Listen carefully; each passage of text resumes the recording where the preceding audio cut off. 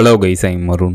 மழை பெய்கிற சத்தம் நமக்கு ஒரு வித அமைதி கொடுப்பது போல உணர்ந்திருப்போம். ஆனால் மழை பெய்கிற சத்தம் மண்ணுக்குள்ள புதைந்து இருக்கும் தாவர விதைகளுக்கு அமைதியை கொடுக்கல. அதற்கு மாறாக மழை பெய்கிற சத்தம் மண்ணுக்குள்ள புதைந்திருக்கும் தாவர விதைகளை தூக்கத்திலிருந்து எழுப்புது.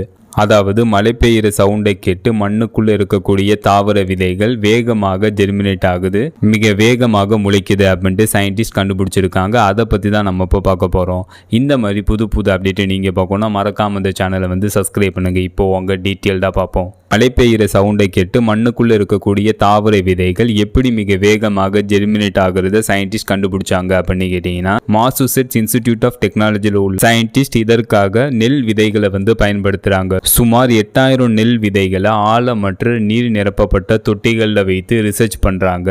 அதில் சில விதைகள் மீது லேசான மிதமான ஹெவி ரெயின் பெய்கிற மாதிரி ட்ரிப்பிங் வாட்டர் சவுண்டை ஆர்டிஃபிஷியலாக உருவாக்குறாங்க. மற்ற விதைகளை எந்த சத்தமும் இல்லாத சேம் என்விரான்மெண்ட்ல வைக்கிறாங்க. மழை பெய்கிற சத்தத்தை கேட்ட விதைகள் சத்தம் இல்லாத என்விரான்மெண்ட்ல உள்ள விதைகளை விட 40% வேகமாக முளைக்க தொடங்குது, ஜெர்மினேட் ஆக தொடங்குது.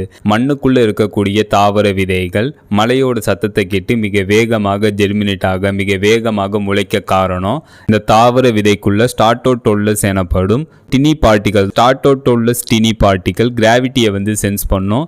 பிளான்ட் எந்த டைரக்ஷன்ல growth ஆகும் என்பதை தீர்மானிக்க இந்த ஸ்டார்டோடோலஸ் டினி பார்ட்டிகல் உதவுது. மழை பெய்கிற சவுண்டை கேட்டு மண்ணுக்குள்ள இருக்கக்கூடிய தாவர விதைகள் வேகமாக முளைக்க காரணம் தாவர விதைக்குள்ள இருக்கக்கூடிய ஸ்டார்டோடோலஸ் எனப்படும் டினி பார்ட்டிகல் தான்.